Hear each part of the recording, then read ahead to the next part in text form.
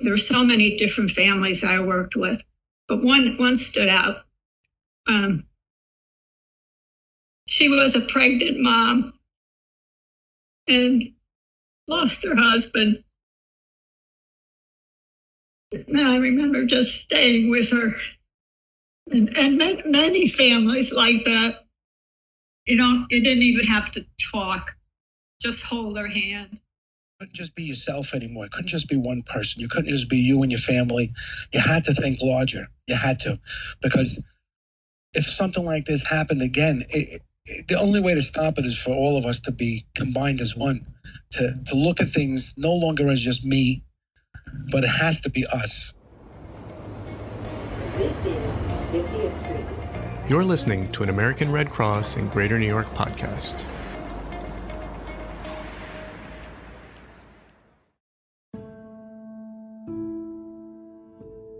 The September morning in downtown Manhattan began just like any other late summer day. The cloudless sky was bright blue, and the city was moving at its typical, faster-than-light pace. There was no inkling that mere hours later, New York, and the country, would change forever. But as a terrorist attack left smoke rising in place of the iconic Twin Towers, thousands of lives were lost and first responders rushed in to help survivors. For many, it was the most devastating day of their lives. Welcome to the third season of our podcast, where we provide a behind-the-scenes look at some of the emergencies that shaped our city and our country. I'm Olivia Kozlevkar with the American Red Cross in Greater New York. I'm joined today by my colleague, American Red Cross Communications Officer, Michael DeVaupierre. Today we will look back at 9/11, exploring the experiences of a few of the Red Cross volunteers who were inspired to join the organization in the wake of the horrific attacks. Each of these individuals remain active members of the Red Cross today, continuing to provide help and hope to those in need. First, we will meet Long Islander Sal Montoro, who's still an active Red Cross volunteer today. He was in Long Island City at the lumber company where he worked when the planes first hit.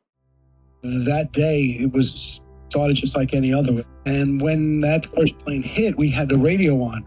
In our backyard, behind our lumber yard, is a perfect view of the two towers.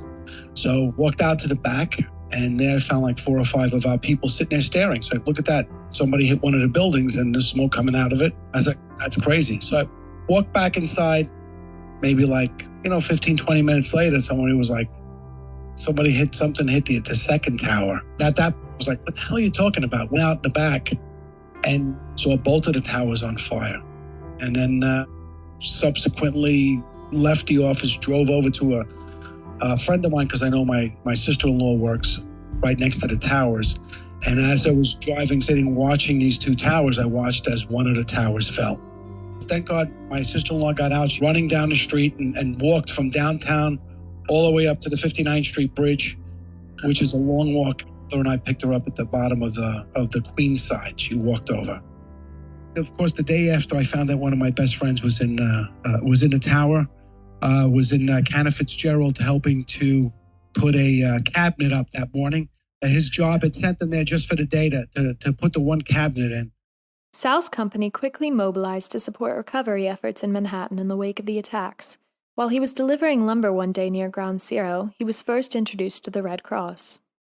One day, maybe like a week in, I was helping to unload a tractor trailer, and I do not know how to drive a forklift. I lost control of the steering, and the steering ran out of, just spun around and ended up slicing my hand open. I remember seeing a Red Cross tent set up. At the time, I did not know what Red Cross meant. And I was able to walk in with my hand wrapped up in a towel. And I said, I got cut. And they took me right in. There was a bunch of nurses. There was a doctor there. And they started patching me up, cleaned up the wound, wrapped it, gave me water. And I was like, okay, where do I pay for this? They were like, this is the American Red Cross. We're all volunteers. Between the Red Cross doing that and the loss of my friend, I said I needed to do something. And that's the way it's been. I always keep his picture with me in my Red Cross bag. It reminds me why I'm doing this. Ultimately, we lost, I probably knew maybe 15 people that passed. So that thought itself made things change in my life, the way I look at things. There was a change everywhere right after 9/11. I mean, even in traffic. You drive in traffic, nobody blew a horn at anyone. When you put a blinker on, you wanted to cut over a lane, people slowed down to let you in. I'd never seen that happen before. It's just that everyone, it wasn't just me, everyone became a little bit more caring because they knew that, 3,000 people died from this area. So people didn't know whose brother or sister or friend or cousin was in the car next to you. You couldn't just be yourself anymore. It couldn't just be one person. You couldn't just be you and your family. You had to think larger. You had to. Because if something like this happened again, the only way to stop it is for all of us to be combined as one, to look at things no longer as just me, but it has to be us. And the organization, the Red Cross, was a perfect place for me. I thought it was a perfect fit from what my mentality was. Next, we will meet native New Yorker Richard Sanford. He remembers first hearing about the tragedy at a high school in Brooklyn where he worked. He was tasked with helping his young students grasp the event, all while processing it himself. Well, when 9/11 occurred, I was teaching in high school. I was at a school in Brooklyn, Brooklyn-Queens border, actually. It was Grover Cleveland High School. And I was right in the school when it happened. At that same afternoon, my last class of the day, this was an ESL class, English Second Language students that didn't know English too well. They were newly arrived immigrants. And I told them they're going to hear some terrible news. And that the towers had come down. I explained to them carefully. And I saw one boy was very, very nervous, very shaken up. And I said to him, "Are you okay?" He said, "My mother works in that building." And I said, "Oh my God." I said, "What time does she go to work?" He said, 5 o'clock in the afternoon. And I remember saying to him, "She might not have a job tomorrow, but you got your mother." And that stayed with me forever. I'll never forget that. But I knew the seriousness of the event, and I wanted to volunteer for the Red Cross again. Since I was a kid and I remember the Red Cross. So I joined the Red Cross at the Brooklyn headquarters. We had the headquarters right across from the Brooklyn Bridge. And I joined the Red Cross then. They had a quick orientation. They were desperate, they really needed people. And my job was to shuttle people from the Brooklyn headquarters at that time to the 9/11 site, what they call the Ground Zero site. I would shuttle people from out of town to the site and then back to their hotels. But I had a weird experience. As a New Yorker, I know New York very well. I'm native, born here and everything else. And I remember going across the Brooklyn Bridge and saying to these people who were from out of town who had never been to New York, I'd say, over there's the Empire State Building, that's the Chrysler Building, and it's such a weird feeling because here they are volunteering for the Red Cross in a very serious situation. And at the same time, you're sort of like being a tour guide. So it was a very strange feeling. There's a balance between the situation, the situation that you have to take care of, and the time that you're not there, that you go back to your hotel, you go back to your shelter, whatever you do, and you want to know, where am I? What's the situation here? So I felt that was also an obligation of mine to let people know where they are, give them a little perspective about New York City. It was a very sad time. It was a difficult time. We couldn't wait for the city to come back to life. You really wanted it to come back. We would see the signs in the subway station, and it would be very sad because you'd see missing people and pictures of missing people, and it really hurt, and you just didn't want your city to look like that. At the same time, the buildings had burned for quite a while, several weeks the buildings had burned, and the smell of the building burning just stayed with you. It probably still stays with me today. And I remember the day that happened, the sky was the bluest blue I had ever seen. And I call that, in my opinion, wow, that's a 9/11 blue when I see a sky that's so beautiful. Then, a few months later, when everything was solemn in the city and quiet, and all of a sudden the taxi would honk the horn and say, "Move that car, get out of here!" I say, thank God our city is coming back to normal, because that's what made it feel so good. I never felt that I would leave the Red Cross since 9/11. I never felt that I would leave it. I felt at home. As a kid, I was with the Red Cross as a volunteer, as a teenager, and then I came back home again after 9/11. So it's very meaningful to me. Unlike Richard, Carmela Grande, a nurse and resident of Upper Manhattan, was out of the country for work on 9/11. As the tragedy unfolded, she followed events closely from her hotel. As soon as she returned to New York, she began a Red Cross journey that would last 20 years. When the incident occurred, I was in New Zealand, and we were in the hotel room when we got a phone call from my roommate's niece, who said, turn your television on, something's happened in New York. And there we saw 9/11 happening. And we were going, oh my God, this is terrible. And the people in New Zealand were so wonderful to us. In our hotel, we were down in the hotel. They had us watching TV, and they were comforting us. And so I got back to the States and decided I wanted to help and volunteer. They were looking for people to help. I was a nurse, and I said, and here I could help as nursing. And they said they didn't need any nurses. Oh. So I said, I'll do anything. So I started filing, and I was filing documents. They said they had a position that I could work nursing with, I think the nurse was from California at that time. It was down in Brooklyn. I worked there for a while, and then they wanted people on nights. So I said, sure, I'll work nights. And that was at a college down by 9/11. And my job was to make beds for the workers, because the workers would come in and rest, and then we would have to change the linen and prepare for the next person to come.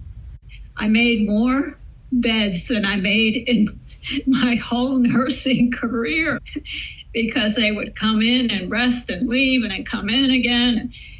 Whatever I had to do, I did. During the 9-month recovery and cleanup operation at the World Trade Center, many thousands of workers transformed the vast mountain of tangled steel into an excavated pit.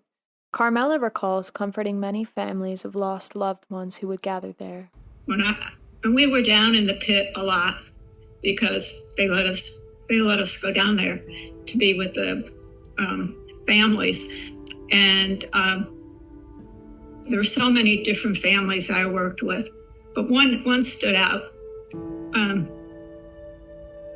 She was a pregnant mom and lost her husband.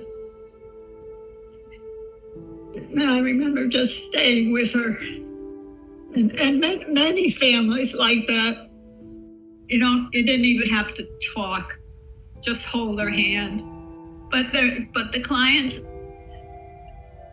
clients were always very grateful to see us there, to talk to them and everything.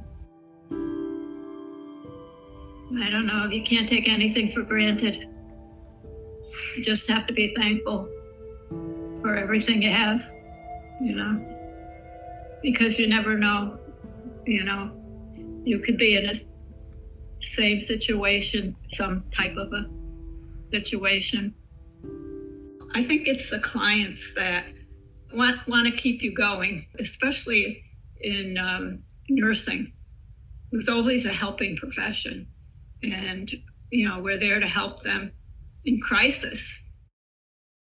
Georgine Gora, born and raised in New York, watched the first plane hit from her apartment in Brooklyn. Because of her family's long-standing roots in downtown Manhattan, the tragedy was deeply personal, and within hours of the attacks, she was volunteering with the Red Cross. I am a New Yorker, Brooklyn born and raised. My family had a business for 90 some odd years on Wall Street. It was a ladies' clothing store. So we're deeply connected to that area. I'm a doctor of social work. I taught in many universities and lectured throughout the country, including the United Nations. So when it happened, like I said, I had a private practice also. I knew physicians in the emergency room in Manhattan. And on 9/11, they called me and said, we're not getting anybody. And the Red Cross is asking for mental health workers. I called, they picked up, got through, and they said, can you get down to the Manhattan or Brooklyn Bridge? I said, yeah. Working on ground zero, just, leaving from the Red Cross office in the Red Cross vehicle and people on both sides of the street, crowds of people applauding. I mean, I still get choked up in my heart. Police officers were talking to me. These were, young police officers. This is 20 years ago. I was 52. I wasn't a child. And you have a cop who's like 25. And, he's asking me. He just wants someone to talk to. And, it's a Red Cross philosophy, and I kind of agree with it, even though I hadn't been trained yet. You just listen. You don't have to solve the problem. You can't solve the problem. You just listen. That's what people want.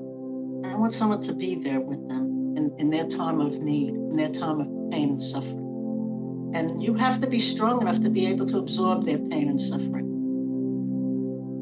They were putting their loved ones' names and, pictures on the wall. And they were helping each other because they all knew they had lost someone or couldn't, find someone. And the way in which people came together and the way in which people from outside of New York looked at us quite differently. We had that, people think like, they're rough and tumble and, they won't say hello to you and all those kinds of things. And it kind of broke down that notion that, we're no different from you. We're the same. I think what the Red Cross has brought to me is a greater understanding of what it is to be a humanitarian, what it is to be a human being, and what it is to truly love one another, strangers. It's a great example of how to build community. They were looking at my skill set and what I enjoyed. And they were finding things within the Red Cross, and there were so many things to do, that I would fit into, that I would be good at and enjoy.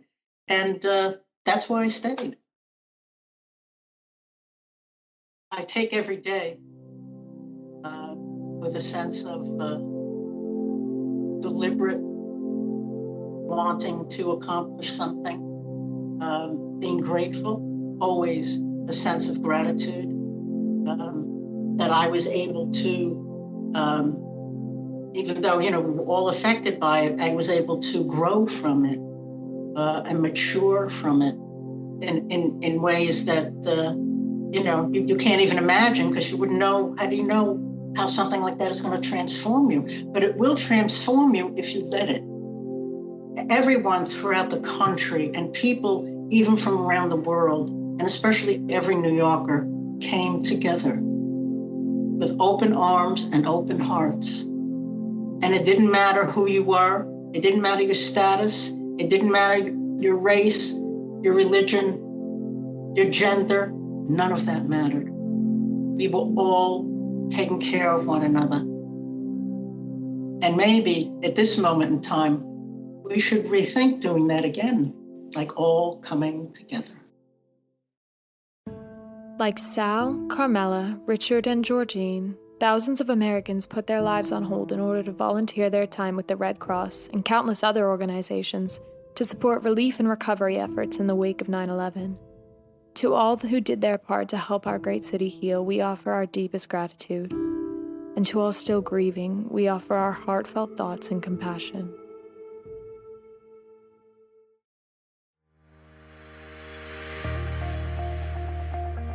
This episode was produced by Michael DeVolpierre and Olivia Kozlevkar and edited by Olivia Kozlevkar and Chi Kong Liu.